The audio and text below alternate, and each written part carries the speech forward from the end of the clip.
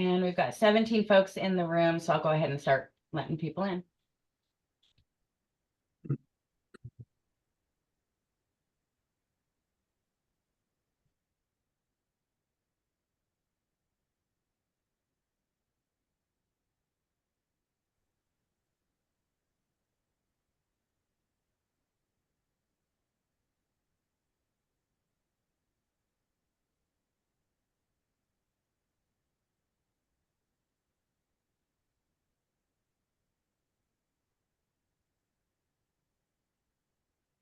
All right, people are coming in from the waiting room. So hello, everyone. Welcome. We'll be getting started here in just a few minutes as more and more people arrive onto our session today. So thanks for being here, and we'll get this rolling here in just a few seconds here. All right.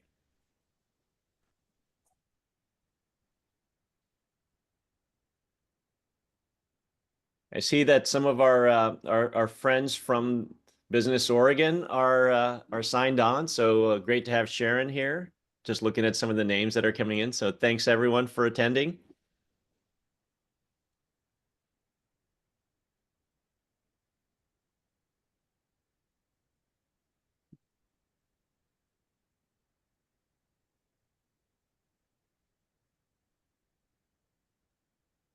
And it looks like we've had most people enter from the waiting room. So I believe we can get started and let additional visitors continue to join us. So welcome everyone. So I'll kick this off. My name is Jim Chi. I'm the executive director at the Oregon Startup Center and also the president of Oregon Sports Angels. And you did hear that right. I'm straddling both sides of that fence. We have a really great topic today about employee stock options that we're going to cover. And this is in conjunction with really great partners here in the Portland area with TIE Oregon, the Metro Region Innovation Hub, along with the Oregon Startup Center. We're combining our efforts and resources to then be able to share this information to our startup community. And we wanted to cover this topic from both the perspective of the attorneys who have the expertise on this, and then with entrepreneurs who have actually lived and experienced some of the good and the bad of some of these situations. So we want to be able to provide that perspective for everyone to take the experiences and then information to then be able to convert that to their particular situation. So first, I want to start with Anne, who's a partner at Perkins Coie, and then with Nat, who is an entrepreneur and investor who has lived through some of these cycles. So let me turn this over to Anne for a little bit more of an introduction, and then follow that up with Nat. Well, thanks, Jim, and thanks everyone for joining this morning. Great to see the interest in the topic. So as Jim mentioned, my name's Anne. I'm a partner here at Perkins Coie in our Portland office. I work with companies from very early startup phases, getting them organized and including getting their stock option plans and founder equity all in place and squared away, through capital raising activities, venture capital, angel financing, and ultimately down the road, exit opportunities that may come their way. So kind of see the full cycle of a company, and I'll be sharing here kind of how the concept of equity incentives flow through from the early stages through exit for those kind of companies. And I'll turn it back over to Nat to introduce himself. Yeah, sounds good. Good morning, everybody. I'm Nat Parker. I am a serial entrepreneur. I got the bug and I have stuck with startups because it's just too much fun. My sort of track record involves starting a company called Globe Sherpa in 2012. I actually see Naomi Derner here, who helped do my first 409A valuation for stock options back in the day. Globe Sherpa was a technology company that did mobile payments and mobile ticketing for public transit. So for those of you who are in the Portland area, we built the TriMet Tickets app, and then after that, the Hop Fast Pass app, where you can tap your phone. Sold that company in 2015 to Daimler, and then I stayed on as the CEO of the new rebranded business called Movil North America, and did that for about 4 years. And then since then, I've jumped in as sort of the number two at a series of different startups. So Traffic Technology Services, a connected vehicle platform, One App Guarantee, which is a housing and insurance tech company. And then most recently, LoanBridge AI, which is a data vehicle tracking platform. And I actually just started another company as of a couple months ago called Clean House, which is a platform for Airbnb owners to manage their housekeeper and other maintenance personnel. So I've been through a lot, and I've made a ton of mistakes, and hoping to share them as candidly as possible today. Clearly, Nat has plenty of free time, right? With with all of those ventures going on. So, but hey, listen, let's just jump right into the topic here of equity compensation and stock options in terms of how founders could be using this as a way to reward employees and their advisors and others that have a stake in the business in terms of launching and scaling their endeavors. So part of this is to take a look at how this is being positioned as a reward or an incentive, and some of the offsets in terms of, in many cases, this is in lieu of some of the traditional cash salary type situation. So it's a full package, or if you want to call it all-encompassing comp package approach to this. So we'll start this off in terms of looking at some of the benefits, the drawbacks, and then what to consider for each individual company and their founder situation, because obviously everyone's going to have a different priority or a different situation that they need to address. Hey, for the sake of, I think, Ann and Nat, this is not legal advice. This is for educational purposes only, or do I dare say this is for entertainment? But either way, we want this to be a learning experience and for this to be fun. And so I'll just open this up with the topic of why have this? Just more in terms of the specifics around why have a equity award type situation. And let's start with you in terms of what this allows the company to do, and then Nat, your perspective on that as well. Yeah, great. Thanks, Jim. And thanks for the legal disclaimer. Always good to have that up front. Every company's situation is going to be different. So, how you divvy up your cap table is really going to be dependent on, the founding team, what your intentions are in terms of bringing on and incentivizing employees and other service providers, how you're going to get and if you're going to get external investment in the company. So, there's no one right answer for what a equity incentive structure looks like. But when I was kind of thinking about this presentation and the timeliness of it in particular, and like why this can be a great incentive for employees and service providers, oftentimes we talk about private company stock as highly risky. Don't ever think you're going to get anything out of it. And then if you do, it's like, that's great.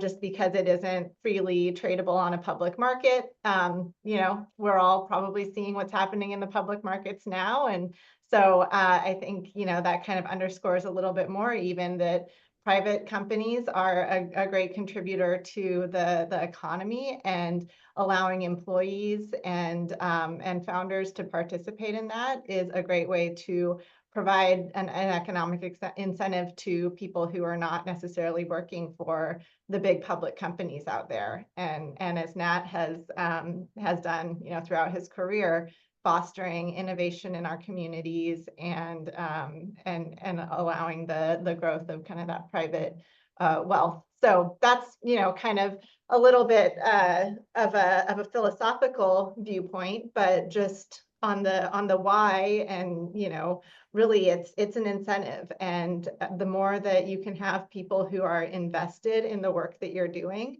by knowing that if it all goes well, they're going to share in the outcome, that's a real motivator for people. And at early stages, you're working with a limited amount of actual cash as capital for the company. So you may not be able to recruit people with some of the cash compensation that would be available from other participants in the market, bigger companies that are able to pay bigger salaries. But there are a lot of people out there who are willing to take kind of a mix of, cash compensation and equity compensation that they feel good about, and that gives them a good, motivation again to do a good job for the company. Nat, anything you want to add there? I think you covered it. If you want to make real money, you should go work for a real company. If you want to follow your dreams and have potential great upside, startups are a good place, but I wouldn't bet on it. So I think that that's the right advice. I mean, for me, I think that the types of people that succeed in startups, they're risk takers. They don't want to be pigeonholed into doing just one thing. They're willing to jump in and do a number of different things. And so, it's about finding the right people, in my mind. And if you do that, they're probably going to come to the table with some understanding, at least a cursory understanding of how equity works and why it's important. As a founder, as an entrepreneur, it's a very powerful tool, particularly given Anne's point about being cash strapped when you're paying people under market. They could go work for an eBay, they could go work for an Amazon, a Microsoft, and make a heck of a lot more cash. But the potential upside, if there's an exit down the road or a liquidity event, can be life-changing. And I've been fortunate enough to be in a couple startups where that had a real impact for me and for my colleagues. And so it's a motivator. It's also something that keeps people. It's something that can be used not just to incentivize, but to retain. Really keeping people through the battle and through the tough spots of a startup's life journey. And yeah, I look at it and I look at my teams who were able to buy their first house after an exit, and it's one of the things that I'm most proud of, and that to this day I just have great relationships with my original team because of that. So yeah, pause there. All right. Well, hey, listen, Nat, why don't we add to that in terms of how, you're talking about the impact this has on the team. When you're deploying this type of compensation through, incentives and equity awards, how important of a management tool is it for the founder to have this flexibility, and maybe some thoughts on, why this is important for founders to think about from the start? And then, Anne, why don't we roll that into how could a founder structure this, to use this as a really effective founder tool, management tool? Why don't we cover those topics? Yeah. I mean, I guess from my side, again, the monetary incentive and the philosophy behind that, the understanding of that is clear. People want a reward for working hard. As a tool for a founder, I think you have to look at equity as one component of total compensation. So if you've raised considerable capital to build the business, to hire people, and to be competitive, it should also be a function of, what's your base, what's your bonus, what benefits are you offering.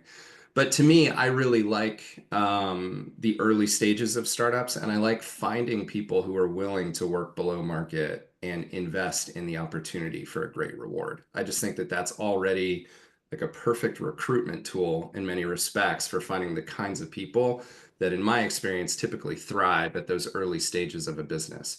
And as your business matures, you can still reward people with equity, but you might hire people who are, they need the security of a better salary, but are still interested in equity. So it's not binary either or. It can be used really delicately, I think, through the maturity and the stages of a business. The last thing I would say is just that it also comes down to the founder and what their, her or his philosophy really is about incentivizing a team. I would say I'm on sort of one side of the spectrum, which is generous. I really like most of my team, if not my entire team, to own a piece of the business.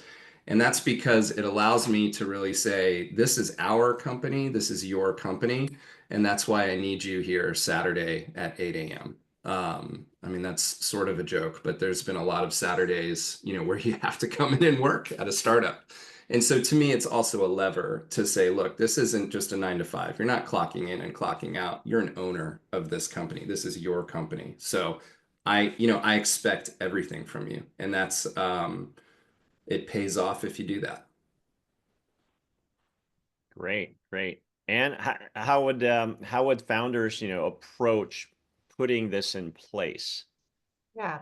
Yeah, and I think that's a good opportunity to just kind of take a step back and give a little bit of a background on what we're talking about in terms of, what founder equity, stock options, just to make sure everyone here's got a little bit probably of different experience with these things. So just to make sure everyone's kind of on a level playing field on the terminology. So, when you first form a startup company, the founders will typically receive shares of common stock. So that's, actual stock that you can vote on matters that the stockholders vote on that doesn't have any sort of exercise price associated with it, and is an ownership right in the company.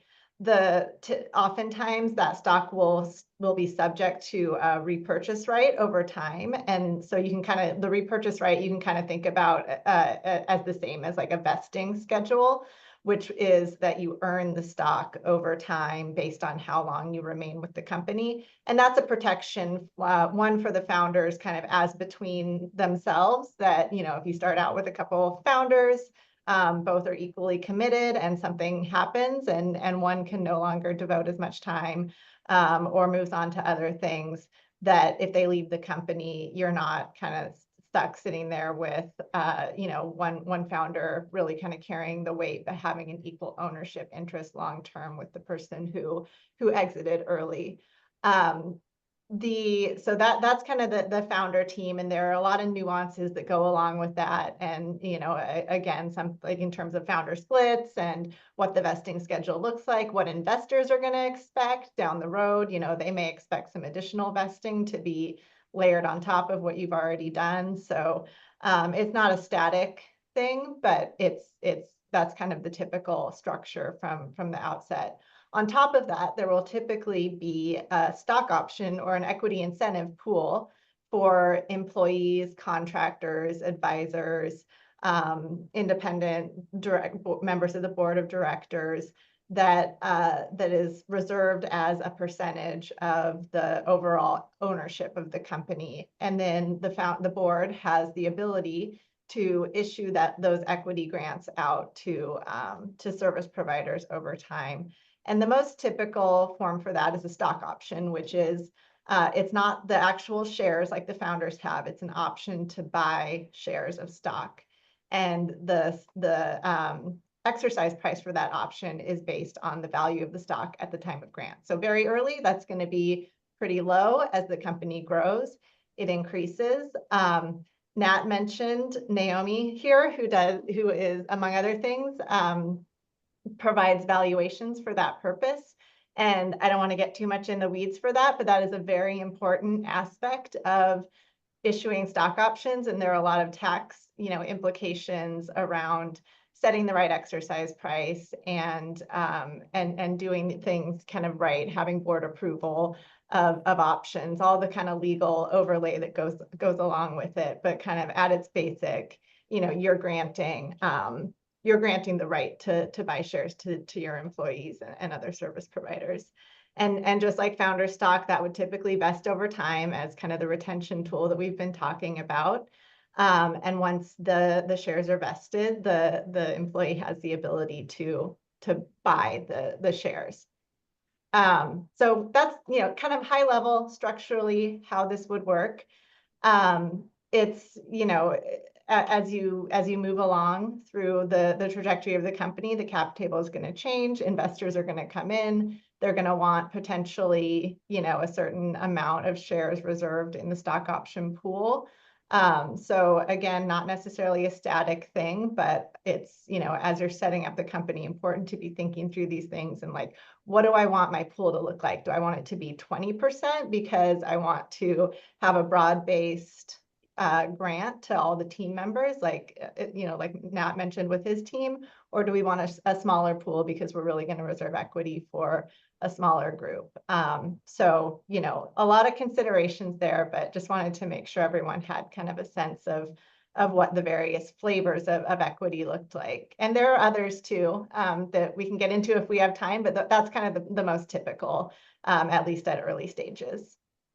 Great, great. And on that note, in terms of, we talked about what you just shared was the different types of equity grants, or options and things like that. What about in terms of how you might treat, and from both of your perspectives, founder, co-founders, the founding team and employee pool? What about for outside advisors, like say board members, people who are outside of investors, but I mean like board members, strategic advisors, even some contractors or critical service providers that are part of the startup phase. How would you address some of those? Yeah, I mean, certainly board members, are often compensated for their contribution to the company in the early stages through some equity grant. What I've seen in the past is maybe 25 to 50 basis points that vest, over a couple of years. It sort of ranges at the stage of the company, the size of the company, and the like. So that's pretty standard, and I think that's a good thing because you want your board really working and motivated as well. They can, if that's another probably tie roundtable is how to effectively use a board for a startup. When it comes to advisors, I'd be a little bit more thoughtful, if not like semi-skeptical. I think in the early stages of a startup, there's like a whole retinue of people who are startup experts and advisors, and some of them really are, and some of them are totally like not. And so I think it just takes it's a developed sort of skill to like see through it, but get to know someone and talk to other startup founders who've worked with that person before you start granting equity. That's just something I would say. With that said, I did have a number of advisors in my first company who, one of them was like seminal to certain success. And so finding them, incentivizing them is a good thing, but just be thoughtful about it. And would there be any way to approach some of these relationships with advisors or like service providers, outside folks that are not an employee, not an investor, but what would be the approach to having that conversation with them that you would want to share?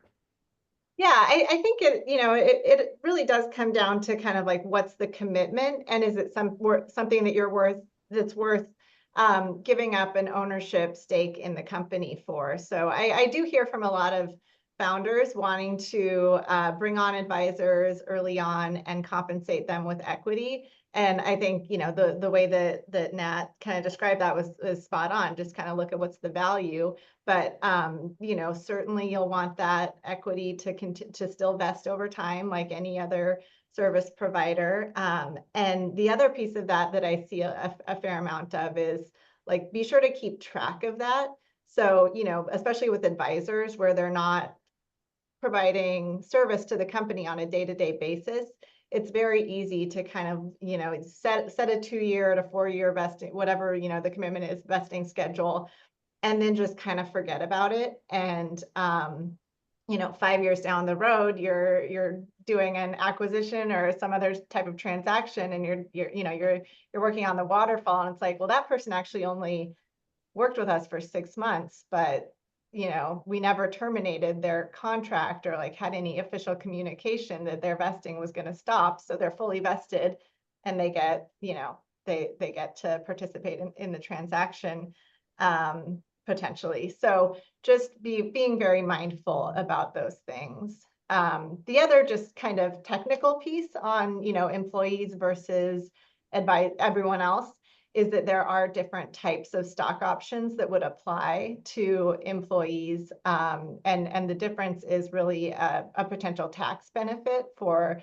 options that are granted to employees. So there's a tax provision that allows the grant of incentive stock options to employees, which have certain deferrals of tax events upon grant and exercise, so that, if subject to certain holding periods and other types of requirements, potentially the employee could defer any tax on the grant of an incentive stock option until they ultimately sell the underlying stock down the road, or are cashed out in connection with an exit transaction. So that can be, that can be a nice benefit for employees. That is not available for advisors, contractors, directors, anyone who's not an actual employee of the company. And what that means is that there's typically no tax upon grant of the option, but if the person goes on to exercise the option, they do have a recognition of income based on the value at the time of exercise minus the exercise price. So if the company has grown a fair amount, that could actually be a relatively significant tax impact just for exercising the option, even if they're not selling the shares and getting any liquidity to cover the tax. Sounds great. Sounds great.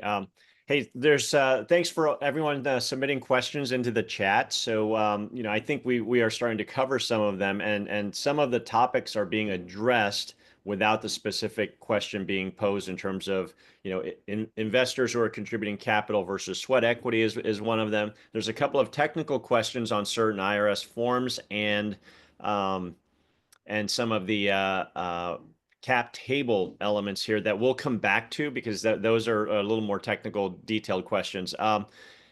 So as we're talking about this, I took away the fact that not only awarding is and how you award is important, and what framework is used for awarding, but also, as Anne, you mentioned, like how you close that out in terms of is there a termination or is there an end to that process. I think both starting it and ending it are really important elements of putting the brackets around any sort of award like that, so that there's clarity for both the recipient and the founder in those situations.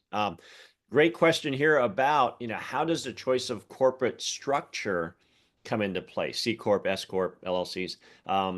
Why don't we start with you, Anne, on that question, and then that give your perspective on what has been effective from a founder standpoint, please. Yep, sure, and that is a very good question, because it's not uncommon for an early stage company to start as an LLC, or maybe even long term.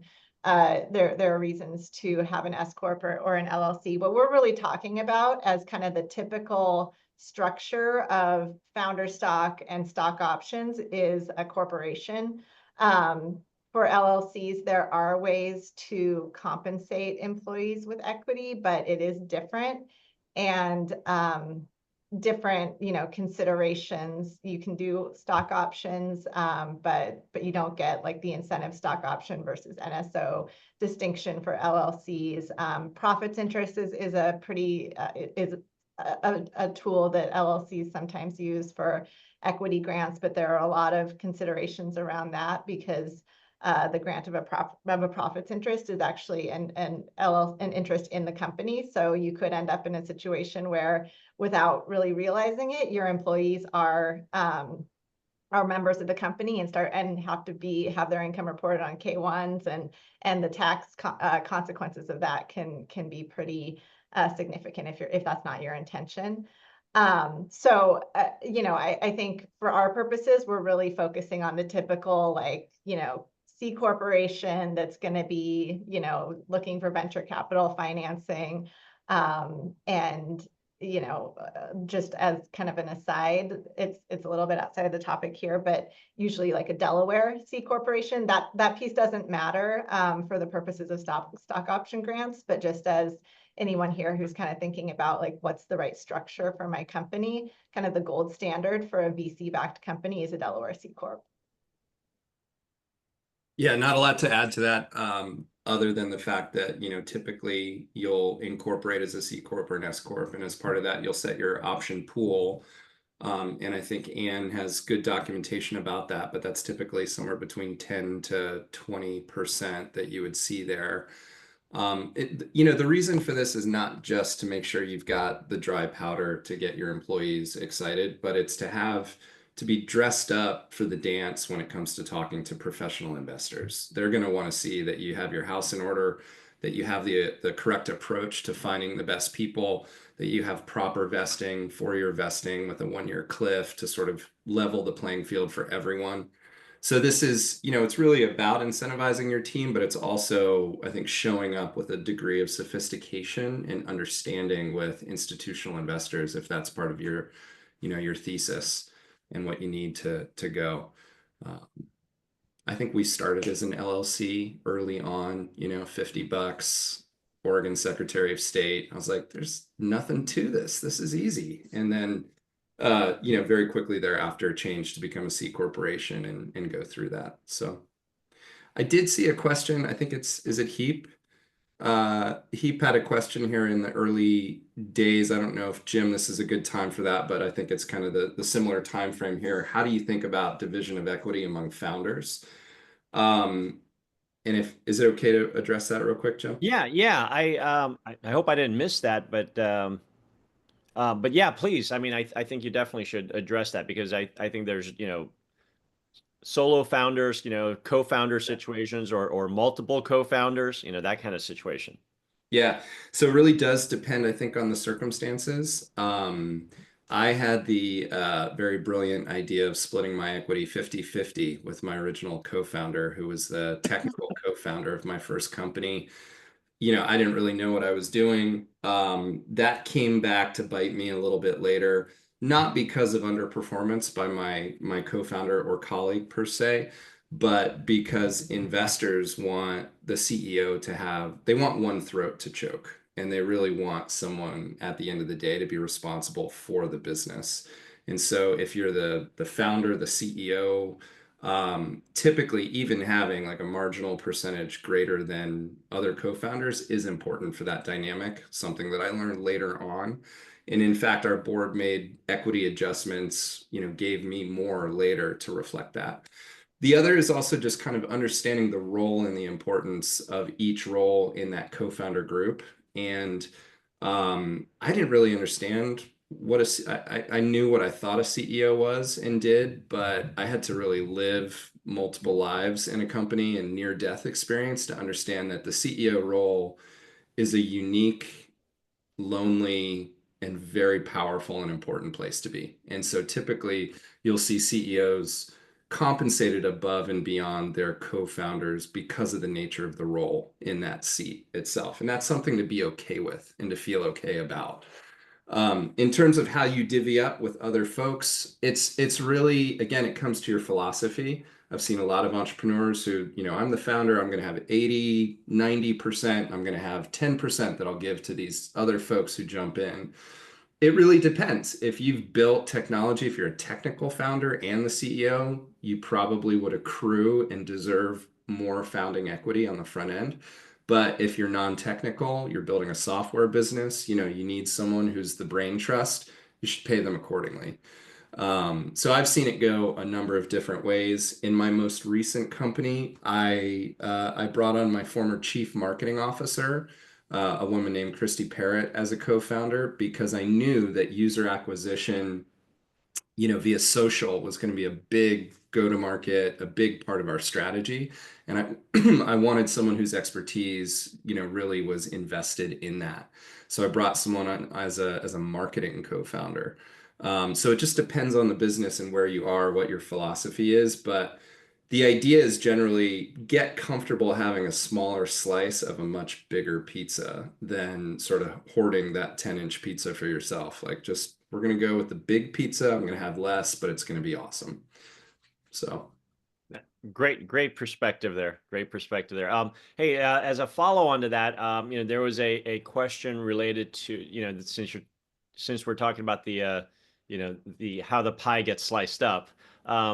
There's a question from Tyler about cap tables. And, if we can talk about some specifics. Well, I don't know how we could do that right now without a reference cap table, but what we could probably address here is the,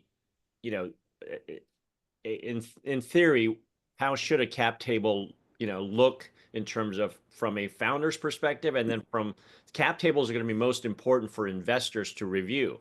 So how would you address that in terms of what that might look like, and what could be different scenarios where what you said about the 50-50 split not being a great reflection on the cap table? How about if we start there and then be more specific to structuring that cap table? Tyler, I hope I'm reflecting the question properly here. All right, I got the thumbs up from him. So all right, let's knock this out. Maybe starting in on the anecdote since I initially shared. So Tyler, for me, at Globe Sherpa, Michael and I started 50-50. I think we created I can't remember if it was 15 or 20% option pool. I think it was 15. By the time I sold the company 39 months after incorporating, raising a little over $4 million, I owned 12.7% of the company on the day that I sold it, which still was a fantastic outcome. Now, there's parts of me that, hit myself and say, shit, I should have been greedier or had more up front. But it was my first rodeo. I didn't know, I learned a ton. It's all good. So the first thing I would say is a cap table is not, it's not like a static tool or document. It's going to change and mature with the business and its trajectory.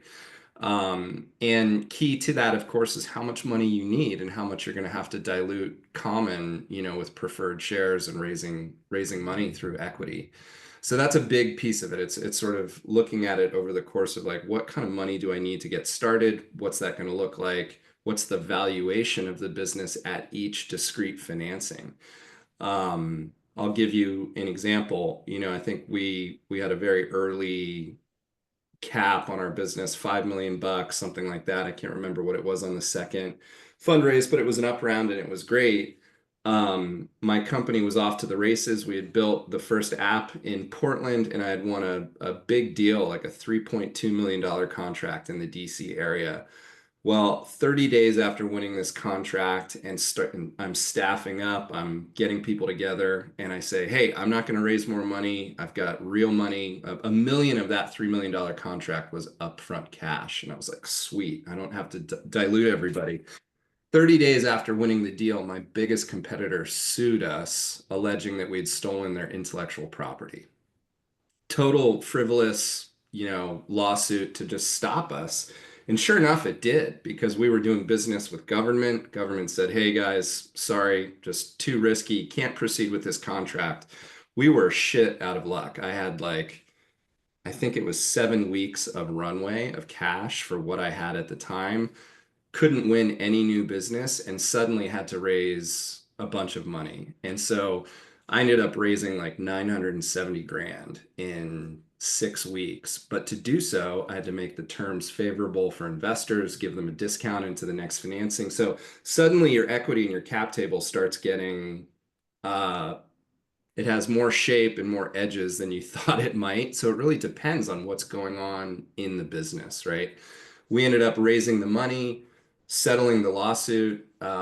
We hired Perkins Coie, Ann's firm, with a bulldog litigator who, went out and kicked some ass. And eventually we literally had to stop the lawyers and say, okay, this will go on for years. If anyone's in patent stuff, by the way, call me. I can give you some good advice. But settle it and move on is often the best policy. And that's what we did. But the long story is that your cap table is something that you're going to add on as the business grows and at different inflection points. And that's just normal. You should expect it. Great. I hope that covers the question about the fluidity of cap tables and how it really is a living organism, not a static document, that kind of a thing, right? It's not. Anne mentioned, I don't know if you guys heard her mention the waterfall. So if you don't know that term, a waterfall analysis, typically your lawyer will provide you one, or you can find one online, but it shows essentially the outcome to all equity holders at particular, expected values at an exit. So if you sell the company for $10 million, what does that equate to, as a shareholder? And that's something that I know as a founder, as an investor, you may look at that, but certainly as an early founder, you're probably looking at that as the company matures and saying, what does this actually mean for everyone? And I think that's a good tool, not to tease yourself with how rich you might become, but to see in particular for your team, how material is this? And, is this in line with what my team is delivering? Sounds great. And perspective on that with the cap table? Yeah, I guess just to kind of put a little bit more of general numbers, but behind the cap table and how that kind of evolves over time. I think Nat mentioned, like, or one of us mentioned, at initial formation, maybe it's like 10 to 20% goes is in the option pool, and the rest is allocated among the founders. And then I think, kind of a rule of thumb that you can think about as you're doing subsequent investment rounds is expect to give up, somewhere between 20 and 30% of the company each time you do an investment round. As you go later stage and, get bigger dollars and bigger valuations, that number can shrink. But, don't be surprised if you have your first, institutional investor come in and say, we want 30%.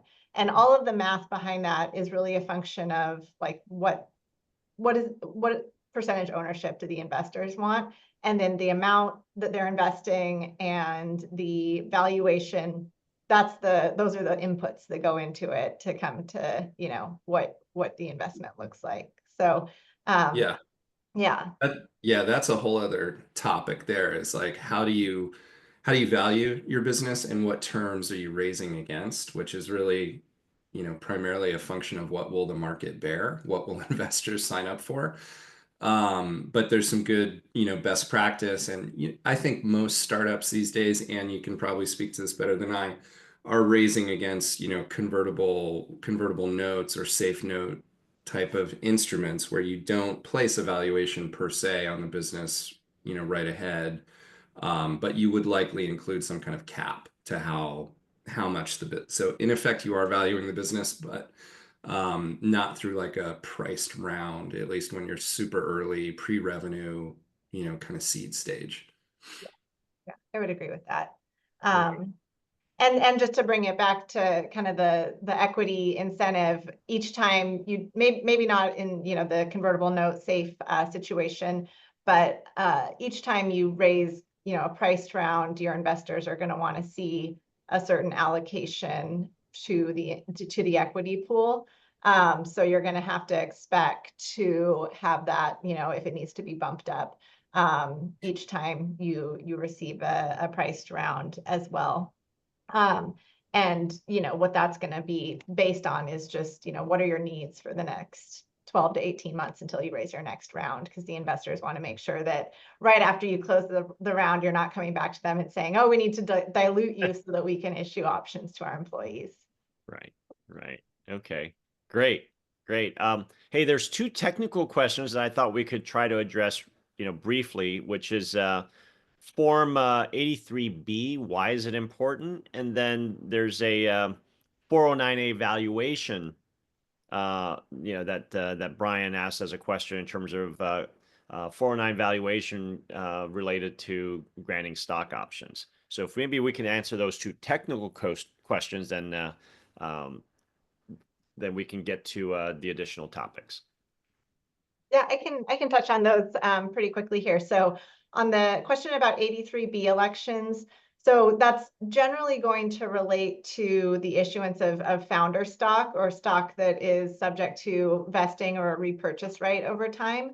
And it's a mechanism of the tax code that the default is that each time your stock vests or gets released from a repurchase right, you're taxed on the difference between the fair market value at that time and what you paid. So if you have if you're a founder and you have a 4-year vesting schedule and the value of your company increases 10x over that 4-year period and you're investing monthly, you're recognizing income every month as the stock vests.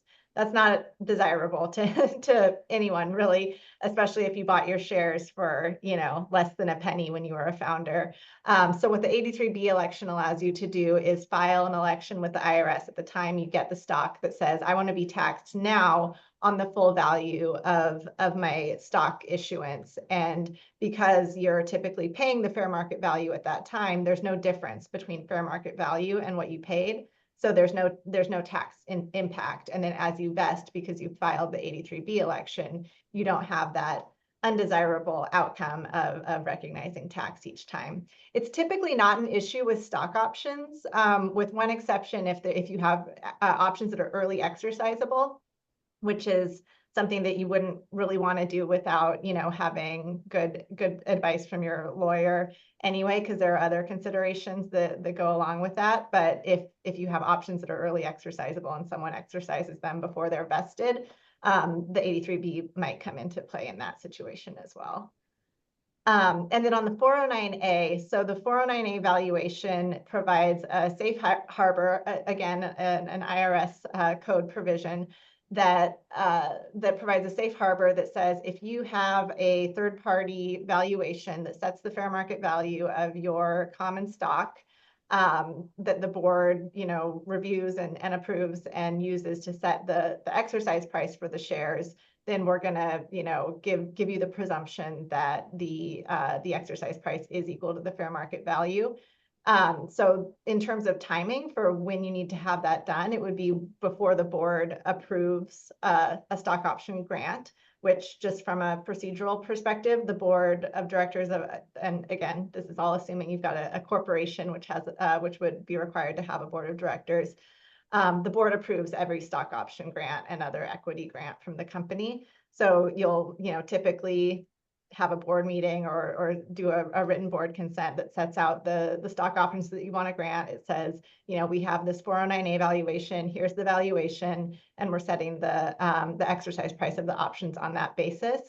One last thing to note on that is a written 409A valuation is only valid for a 12-month period. And if there is some sort of material event within that 12-month period, you may no longer be able to rely on it. So if you get a valuation in January, you have a big financing in March, you're probably going to need to go out and get a new 409A valuation. There are other events that can be material events other than financing. So just you want to keep that in mind. But 12 months is typically the maximum amount of time you'd be able to rely on a valuation. Yeah, and on this topic, it's one to take pretty seriously. I've been burned in the past on this, you know, joining a startup, equity, of course, being a big part of the compensation, and not being fastidious enough to ask the CEO, like, hey, when was the last 409A valuation completed? What's the date? What's the strike price on the security right now? Like, can you share that with me? And sort of taking it on faith.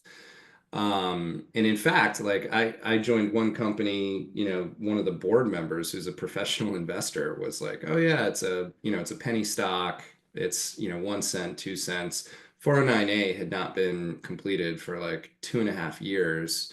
By the time one was completed, of course, the spread, you know, the stock was much more expensive. That impacts the value of the equity that I was given, that kind of thing. So it's important to stay on top of it. And, you know, Naomi, who's on the call, is really a resident expert in this topic and can help. But if you have, you know, if you're an employee or you're joining a startup, make sure that you get validation or verification that that's in place. Sounds great. Hey, I'm wanting to make sure that we cover this in terms of, you know, we touched on all the different elements of this, but could we walk through, you know, the various, what I'll say is the stages or the life cycle of a stock or an equity grant, just so that we can give everybody like, hey, here's the progression, because we touched on a lot of different elements of it. Could we lay that out from both of your perspectives? You know, maybe, and why don't we start with you in terms of what are the stages of a incentive or a stock equity grant? Yeah. Nat, Yeah. then, you know, what are the critical crossroads that as a founder you'd want to pay attention to, you know, really in detail, like what you just said about not getting burned. So yeah, let's walk through the life cycle, please. So, you know, I think for talking about stock option grants, going back to the first step is have the board approve the grant. So you can only grant options to current service providers. So you can send out an offer letter to someone that says, we're going to grant you shares. But the actual approval of the grant would happen after they've started working for the company. You get the stock option grant. It vests over time, whatever the vesting period is. The typical period for that is 4 years with a 1-year cliff. So if someone leaves within the first year, they don't vest at all, but after 1 year, they're a quarter vested. So again, just going back to the retention and kind of a little bit of a probationary period associated with that. Once the option is vested, you can exercise it by paying the exercise price to the company.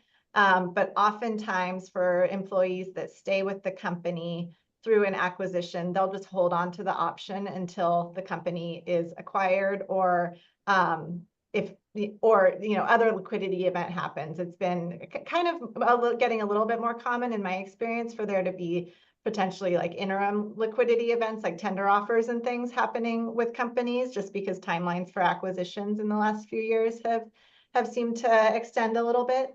But long story short, hold on to the option until some sort of liquidity event, and you'll receive payment based on the difference between what the common shares are getting in the liquidity event and your exercise price.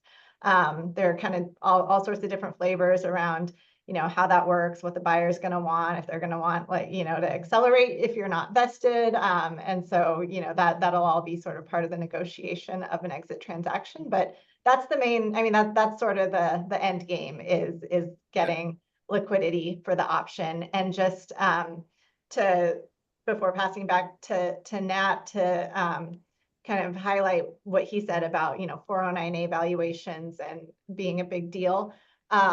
It's also going to be a very significant focus of due diligence for an acquirer of the company that all of the options have been granted in compliance with 409A. All the 83B elections have been filed if they need to be, that the board has approved all the option grants. So the incentive to do it right and along that life cycle is then you don't have to address the issue with your potential acquirer, and that process can go a lot more smoothly when it happens. And can you speak for the group, can you speak to what happens when options are fully vested, and kind of that spread between when an employee exercises versus a liquidity event happening? So oftentimes folks are working in a startup, they'll have equity, but then the taxable implications of that are such that they may not even be able to afford to exercise their options, right? It's like, holy shit, we need to have an exit before I have enough money to buy these. Can you speak to that and what you see, in companies? Yeah. And so as long as you're continuing to provide services for the company, you can hold on to the options for 10 years. So options will typically expire after 10 years. That's a requirement under the ISO provisions. So that gives employees some time to make it through to an exit. If it takes longer than that, I have seen companies that will allow employees to exercise with a promissory note and maybe do some other things to or net exercise, which is kind of like cashing out a portion of the shares for the exercise price. So there are ways to address that liquidity issue, but generally speaking, I think most startup companies hope will have liquidity within 10 years and it won't be an issue. The other piece of that is if someone leaves the company and is no longer providing services, then they have a much more limited period of time to exercise, and that's typically 3 months. So at that point, unless the board wants to be charitable and extend the exercise period, they would have 3 months to come up with the exercise price to exercise their options and get the shares. Yeah, and on that particular topic, that's another space where I think the CEO has a degree of discretion to, if someone is no longer with the business but was a key contributor, they can often push out that 3 months, give them an extension. So it kind of comes down to philosophy and who that person was to the business. The only other thing I would add to Ann's comments are that probationary period of a 1-year cliff is pretty important. It's something that also, if you're a founder or you're building a team, gives you a little more flexibility to not be so tight about making a move and hiring someone quickly, because you have this backstop that, if you end up letting them go or it's not a fit within that year, no harm, no foul, you're all good. So I have seen early founders who are really careful and cautious about giving out equity. And I'm not saying, make it rain all over the place, but just know that because of that vesting schedule, with a 1-year cliff, that you have sort of a safety. Sounds great. Sounds great for those perspectives. Hey, there was one follow-up question about 409A valuation, and in terms of who is responsible for that. Is that something the company has to keep up to date, or is or is it the person that's inquiring about it? I would assume it's the company, right? Yeah. Yeah. So, It's the company. Yep. So we wanted to make sure that we covered all of the questions here. As we get towards the hour, I want to make sure that if there's any, we could field, I think, one more question if necessary. If anybody has anything else to drop into the chat, that would be great. Otherwise, what we'll do is start to wrap this up in terms of, number one, thanking everyone for attending. All of you participating in this is really great, and we hope that this was a useful insight into some of the questions around equity grants and incentive awards. Ann and Nat, thank you for your expertise and perspectives on a topic that could really become complicated for a lot of founders as well as for investors. So really appreciate that part of it. And we also want to thank the other groups that are part of this in terms of TIE Oregon. Great organization for you to check out in terms of as a founder and as a investor. And then the other organizations like the Metro Innovation Hub, which is now working towards trying to support founders and making their network broader, working from the Portland State University campus. And I would also mention that Oregon Startup Center, which is located in Beaverton, but serving the greater Portland area.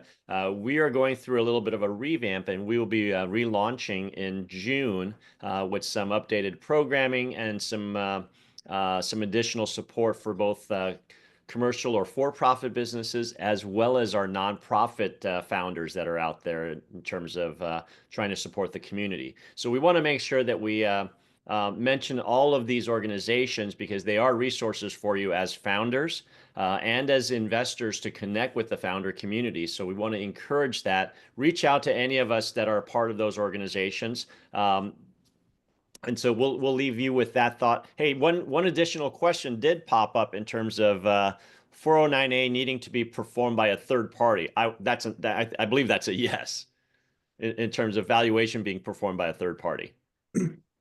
There is another prong that allows an internal valuation, but it has to be done by someone who has basically the same kind of financial expertise that a third party appraiser would have. And it requires a written report that, would be pretty comparable to the third party report. So, kind of case by case as to whether a company would have the right person on hand to do that. Great. Yeah. And then the last part of that add-on question was that was it necessary before granting options? The 409A valuation necessary before granting options. Yep. Yeah, for both, because you need to know what the value is both at grant and at exercise. Yep. Yep. And then Jim, I did see one question from Jim McCrate. How is employee morale affected by a down round? And a company that I've advised for a couple of years is going through this right now. And Jim, the quick answer there is I would say the impact to morale is positive, because a down round tells you that you're still able to raise money and you don't go out of business. So a down round sucks, and you have less of what you thought you had, but you're still alive. And so that, to me, I would answer that in the positive, that there's another day to fight. Great, great. Thanks for catching that. I have got a slew of questions that have been put through here, so appreciate this. Again, thank you everyone for attending. Thanks to our speakers. Really appreciate this, and thanks to the organizations that are supporting this. So we hope you'll join us for another session like this in the upcoming weeks. So look to our websites for additional programming. And thanks again, and have a great day. Thanks, everyone. Thanks, everyone. I just threw my email in there in case anyone has follow-up. Appreciate it. Take care. Great. Thanks, Ann. Thanks. Take care. Bye, everyone.